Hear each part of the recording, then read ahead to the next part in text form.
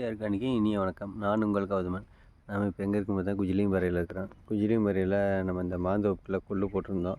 இதுக்கு முதல்ல வீடியோவில் பார்த்துருப்பீங்க.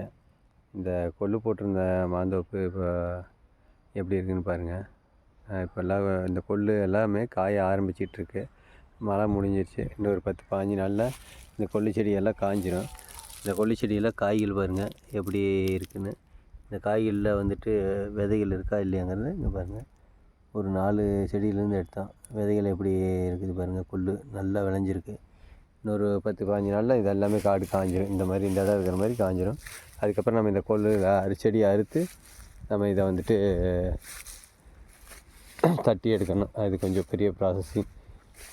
நம்ம மாமரத்துக்கு வந்துட்டு ஃப்ளவரிங் அடிச்சிருந்தோம். என்னென்னா தண்ணி விடலை. இந்த மரம் பூ எடுத்துருச்சு. இதை பாருங்கள் எப்படி பூ எடுத்துருக்குன்னு பாருங்கள். கொஞ்சம் தண்ணி விட்டோம்னா மரம் இது வந்துட்டு பூ எடுக்குது. பூ எடுத்தது நல்லா காய் வச்சிடும். இந்த டைமும் 1-2 மரங்கள் தான் பூ எடுத்திருக்கு. அங்கே ஒரு மரம் பூ எடுத்திருக்கு. ஒரு மரம் இப்போ தான் பூ எடுக்குது. அந்த மரம் பூ எடுக்க ஆரம்பிச்சிருக்குது இப்போ தான். இந்த கொள்ளு செடியை எடுத்தோடனே நம்ம அடுத்து மாமரத்துக்கு சரியான பராமரிப்பு பண்ண போகிறோம். இதான் பூ எடுத்துருக்கு பாருங்கள்.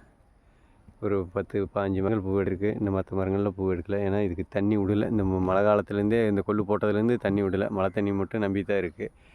கொள்ளு வேணால் அருமையாக விளைஞ்சிருக்கு. மெயினாக நம்ம இந்த கொள்ளு செடி எதுக்கு விசிறணும்னா நம்ம இதில் இந்த பாருங்கள் இந்த அருகம்புல் அதிகமாக இருந்துச்சு. இப்போ கொள்ளு செடி எப்படி காடு முழுக்க இருக்கோ அதே மாதிரி அருகம்புல் காட்டு ஃபுல்லாக மூடி இருந்தது. அதை ஒழிக்கிறதுக்காண்டி தான் போட்டிருந்தேன்.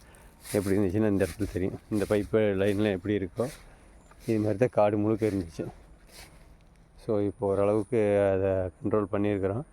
அடுத்தடுத்து பண்ணுறப்போ இன்னும் முழுசாக நம்ம அந்த களை செடியை அகற்றிடுவோம். தொடர்ந்து பாருங்கள் இந்த தோட்டத்தை நம்ம எப்படி வடிவமைச்சு கொண்டு வரோம்னு. அடுத்த வருஷம் இதில் மாமரங்களை வந்துட்டு நல்ல முறையில் காய்க்கு கொண்டு வந்துடுவோம்னு நம்பிக்கை இருக்குது. ஏன்னா நிறைய மரங்கள் இப்போயே பூ எடுக்க ஆரம்பிச்சிச்சு. இங்கே பாருங்கள் மரம் சின்னதாக தான் இருக்குது, ஆனால் பூ எடுத்துருச்சு.